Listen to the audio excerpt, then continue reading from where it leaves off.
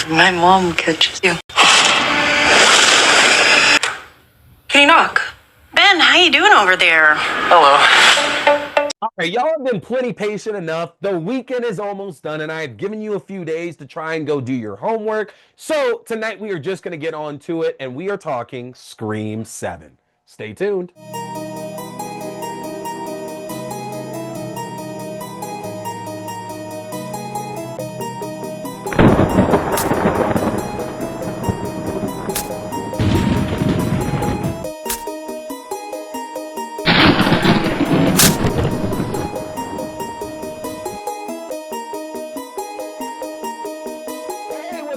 Scary movie people, welcome to the show. I appreciate you tuning in for another brand new review. Folks, you know what is on deck here tonight. It is one of the most anticipated horror films of the year, and we now got to discuss what the good and bad of all of it was, completely unbiased. So, in movie reviews tonight, folks, we are talking Scream 7. Now, of course, if you are looking for other great horror stuff out there, head to my channel, y'all, because we have a lot of great reviews, interviews, movies, TV shows, books, games, you name it. We are covering everything in the world of horror, and this week is TV week now, so we are jumping back into the creep tapes. We are headed back finally to Alien Earth, and it is the first Wednesday of the month, so we got some Tales from the Crypt to talk as well, too. Don't want y'all to miss out on any of that, so please hit that follow button, hit that subscribe button, no matter where you are tuning in, because there is a lot of fun stuff coming your way. But I don't want to waste any more time. I want to jump right on into things here. Let's get to talking some Scream 7. When a new Ghostface killer emerges in the quiet town where Sidney Prescott has built a new life, she's married, she has kids, she has friends, she has her own business, she has community. Unfortunately, she finds her darkest fears realized as her eldest daughter Tatum becomes the target of the new Ghostface. Determined to protect her family at all costs, she must face the horrors of her past to put an end to the bloodshed once and for all. And there it is, y'all. That is Scream 7. And there's so much here to talk about this film. Let's first talk about some of the storylines going on in that first. The major storyline here in this film is the antagonistic relationship between Sidney and her eldest daughter, Tatum. Tatum is obviously named after Sidney's best friend from the original film that was killed gruesomely, but that actually ties into the bit of the nature of their relationship here, and the fact that after everything that Sidney has gone through, the various killers, the family members turning out to be psychopaths, the lost friends, all of that, we have to really accept the fact that Sidney would not prep her daughter, who has been in high school for a little bit at this point now. She wouldn't really prep her about some of the dangers that Sidney has faced in her life.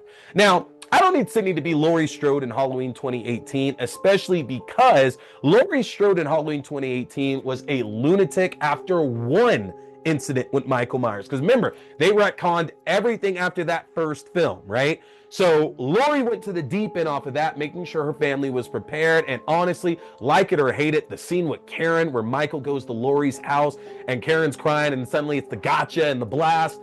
So awesome. One of the best scenes in the entire Halloween franchise.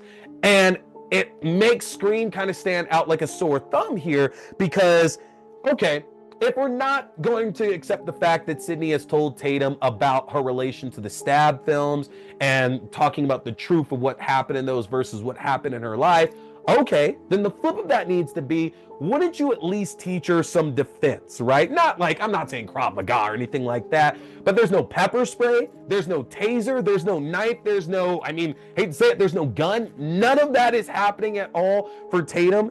It's egregious because Sidney has multiple guns in this film. Sidney has safes filled with guns everywhere in this movie. So you're telling me she didn't prep her daughter one time after everything she has gone through?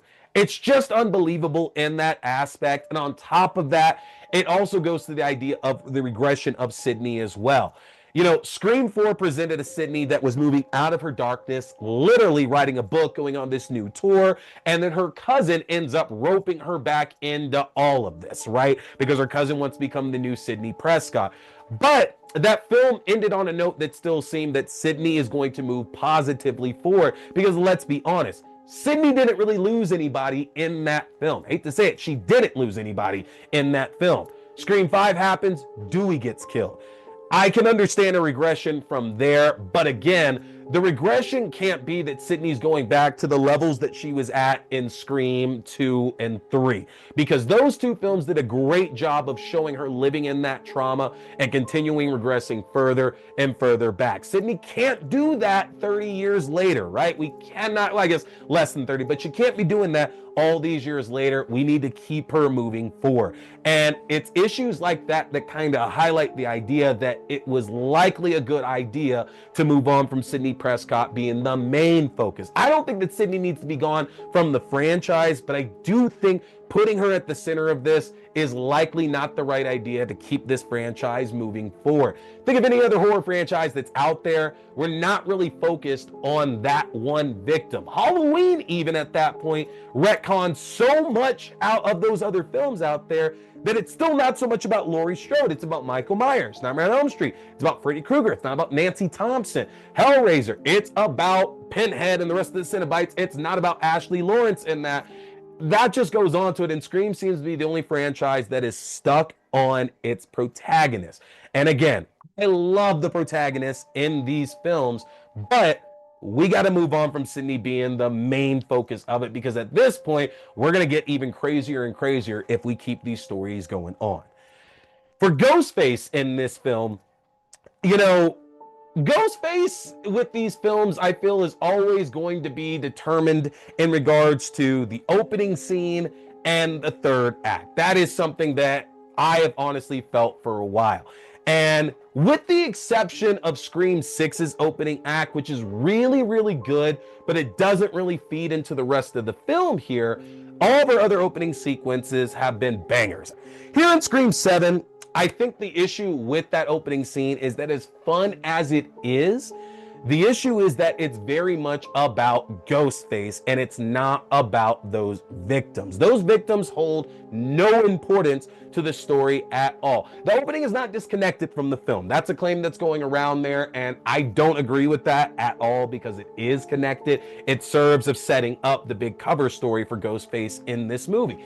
But the issue is that the victims could have been anybody, and that is not the case for any of the other Scream films that we have seen. In Scream 2, it had to be Maureen Evans and Phil Stevens because they're connected copycat-wise to set the cover for Scream 2. In Scream 3, it had to be Cotton Weary because Roman had to target somebody that Sid was aware of to help start drawing her out and get the police involved in that as well. In Scream 4, you know, we lose the connection there for it, but the reason why Marty got killed is because she was the one that Trevor cheated on Jill with, ultimately. In Scream 5, it's one of the Carpenter sisters. So it does always tie in. These victims are important, and the victims in the beginning of Scream 7, they just aren't. And that's saying a lot, for as much as I really enjoy Jimmy Tatro's work and things like The Real Bros of Simi Valley and An American Vandal and 22 Jump Street and Michelle Randolph, who I know a lot of y'all know from Landman currently as well. I just wish that we could have gotten not better victims, but some kind of simple tie would have made that a little bit more enjoyable for me, at least. As for the third act, we've got a lot of really great kills that Ghostface pulls off here in this film. And quite honestly, the AI storyline that we're using throughout this film, is it or is it not Stu Macher behind it? We get various calls with Stu here on the phone. You know, and the question of, is it one or multiple killers from Sidney's past that have reemerged somehow to take their revenge on her? I actually didn't have an issue with the grand majority of that, although I do feel that Scream 7 features the worst kill in the entire franchise. It's the bar kill. You know what I'm talking about, and I do not mean the sliding on the bar top there either. You know the kill I'm talking about, worse than the franchise, y'all. It's fucking terrible. But the problem, I think, is that as much as the film wants to talk about fan expectations, it does not talk about fan expectations. And that's very evident just because what other Ghostfaces and their motives in the past films, there have been scenes to support that. In this film, what really hurts Ghostface's motivation is that there aren't enough scenes to establish the motive that they're going with for why this is being done. The third act just felt deflating, honestly, because The motives are stronger in prior Scream films, honestly. That's just in the story. They are much, much stronger than what we get in this film here. I'm not going to get into the identity of the killer or ers here in this one at all, because you should be able to enjoy that for yourself. But the motivation there behind it all just didn't pass the muster test for me, honestly. And I think it's because we've been lucky to get really good motives from our killers in this one, or even when they say they don't have a motive, as much as Billy tried to claim in that first movie, but the entire movie is about his motive of getting revenge, obviously. But it just didn't work here too well, honestly, and it kind of sucked the energy out of everything that ensued after the reveal as well, too. You know, we always get a fun chase scene in the third act where the mask isn't involved and everybody is aware of who everybody else is at this point, and there's some really good gnarly fights that go on. And again, this one just felt so deflating. So honestly, while there is a lot of good Ghostface stuff in here, combined with the worst kill in the franchise, the opening victims not really being written the way that they should have been, and that third act being deflating, I don't know if this is one of the more successful Ghostface turns that we've had in this franchise. If we turn and take a look at the rest of the cast here, we do have some winners in this. Joel McHale, without question, is the best addition to this new cast. And a lot of that is because of the writing that his character Mark is given. You know, Scream has always been very meta. This entry is not. It is not at all, honestly. It has taken away one of the trademarks that I love about this franchise. But I do love that Joel McHale's Mark is written to be sensible this time around, that when a Ghostface shows up, all that training and superiority that a police officer should have doesn't just go out the window, and he is very much able to hold his own throughout a good chunk of this film. He's funny, he's smart, and he's got great chemistry with Neve Campbell. He has really, really good chemistry with Neve Campbell in this film, to the point to where, honestly, was not missing Patrick Dempsey all that much there. I would love to see Mark Kincaid back, but if we never see that happen, cool, because Joel McHale and Neve Campbell really do click here in this film. Best addition to this one for sure, Isabel May, who plays Tatum in this, Sidney's eldest daughter. Again, I don't think the writing really served her all that well, because realistically, she's spending most of the movie mad at Sidney, or going back and forth on her friend group of whether or not they're trying to kill her or whether they are who they say they are. So I wish the writing could have served her better. If we do get Scream 8, I say if, it's going to be announced much sooner than later here. It might be smart to put a focus directly on her, not sharing focus with Sidney. Put that focus directly on her if we are going to keep moving this story forward and have it still connected somehow, okay? As for the rest of the friend group here, Asa Jermaine, Celeste O'Connor, Sam Reckner, McKenna Grace, I don't know how to feel about them, honestly, because it really resembled the friend group in Scream 6, to where if you weren't one of the killers, you didn't really offer that much in terms of being featured in the film itself. And it seems the most egregious for somebody like McKenna Grace, who is somebody I really, really enjoy, and she is snapping up these franchises like Infinity Stones. But I feel like her team is not making sure that she's getting the best use of her skill in the films that she's picking up. So it's great to see her in a Scream film, and I know she was on the soundtrack doing the song with Ice Nine Kills as well, but realistically, the film did not serve her, and I don't know how much it served the rest of these kids as well, honestly. As for returning cast members, you know, we have Jasmine Savoy Brown coming back, Mason Gooding's coming back as Mindy and Chad, Courtney Cox is back again as the only cast member who's been in all these Scream films.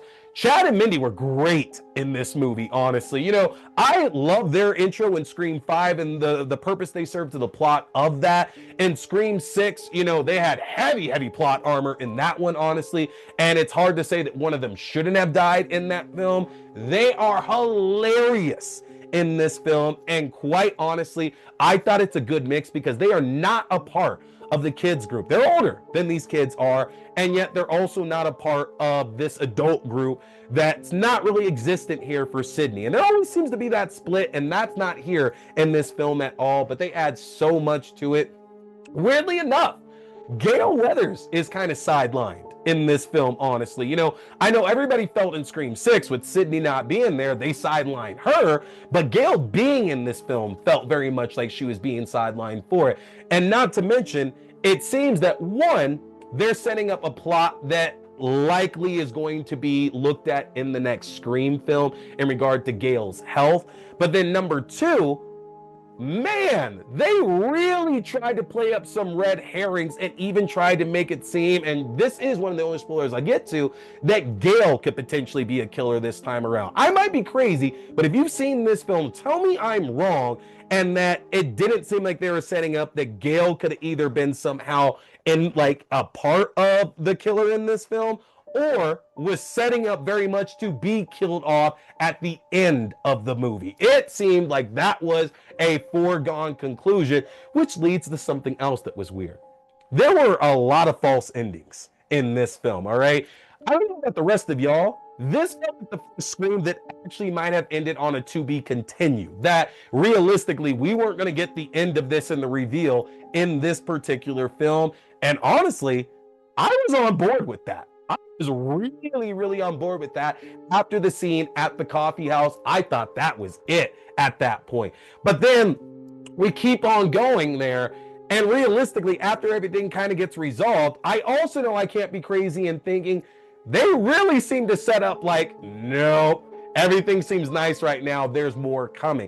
And Scream is usually a very abrupt ending, right? Doesn't matter which of the Screams we're talking about there. Scream 1, you know, Gail's doing a report, Dewey's alive, end of story. Scream 2, Gail find out that Dewey's alive, Joel's returned, and Sidney's giving the interview to Cotton. Scream 3, let's watch a movie, Gail and Dewey get engaged, and so on. They're all very abrupt. This was very much drawn the fuck out. And so it was hard to not think that there was more coming around the corner. And quite honestly, the extended end of all of this didn't feel like it added enough to it. Like there's a nice touching moment between Gail and Sidney in it, but that even more made me feel like we had more badness coming our way after that. So I wasn't really a fan of these false endings that we were presenting here in this.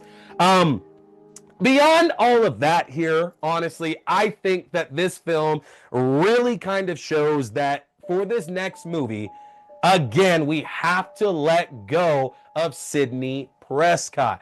I love Neve Campbell. I love these other films here. And for those of y'all who were complaining about Screams 5 and Scream 6, you got her back. You got this film here. It's not believable to put her at the front of another film without making this series dive into more absolute madness. And considering our main plot line here is the fact that there might be a killer who has survived for the past 30 years after a pretty definitive death, that is saying a lot here. We gotta move on, and even if that means that we are focused on Tatum in the new film and Sidney's just playing very much a supporting role, I support that because we have to get away from this old stuff. I'd be fine with a complete slate wipe at this point, and let's hit it like we did Scream the TV series, set it in a completely different town. Somebody's using the Ghostface mask because, hey, it's in the news, they've seen it, it works as a good cover. That is where I think we need to go with the next Scream entry that is going to be announced.